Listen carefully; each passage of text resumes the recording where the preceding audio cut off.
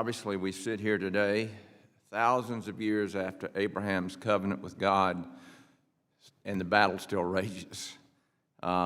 Ms. Mann, you and many of your Jewish co-workers were supportive of the union before October 7th, 2023.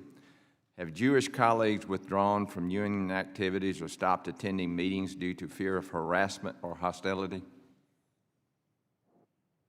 Ms. Mann? How has the union's cultivation of this hostile office culture weakened Jewish members' ability to benefit from union representation and collective bargaining? Yes, I, along with several other Jewish members, have obtained religious objector status because we do not believe the union can fairly represent us. Some Jewish members only attend on Zoom because they can't face the hatred in person. In 2025, a Better NILAG went on strike for a week. Their number one sticking point was not salary, healthcare, or caseload. It was free speech in and out of the office, the ability to support Hamas over its Jewish workers. The union has targeted Jews and sent emails. Members have sent emails to other staff members excluding all Jews in the office. There has been no declaration that this was intentional, but it can't be a coincidence that only Jewish members have been left off of these emails. Thank you. Mr. Rubenstein, you have filed discrimination charges against the union with the EEOC, which you included as an attachment to your written testimony. How did the unions and Cornell's actions give you no choice but to file charges with the EEOC? Cornell could have denied the union's demand for mandatory dues, but instead made me proactively seek out a religious exemption. Upon contract ratification, Cornell claimed I had nothing to worry about because I could religiously object by ticking a box on a form.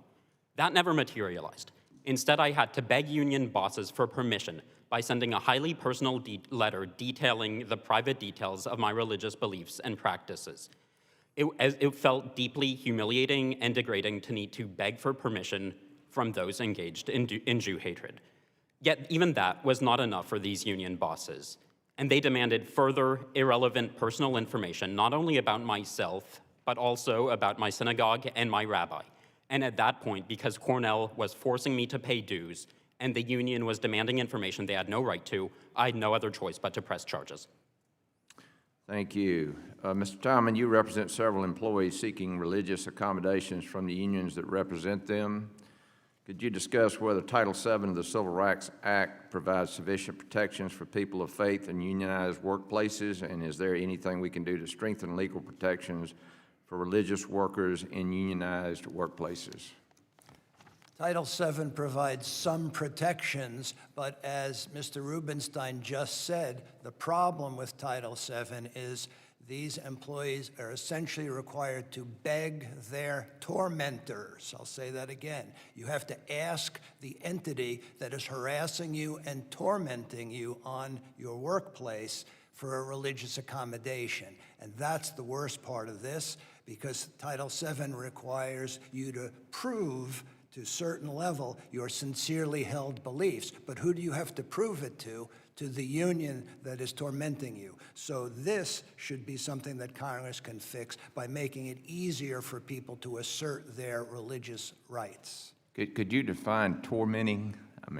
Tormenting meaning ostracism, shunning, pro-Hamas activities, telling your graduate students pay dues or be fired while we're out fomenting pro-Hamas activities. Hamas is a medieval killing terrorist group on the U.S.'s watch list, but suddenly it's protected labor free speech to support an anti-American, murderous, medieval terrorist group. That's what the labor laws bring to this situation.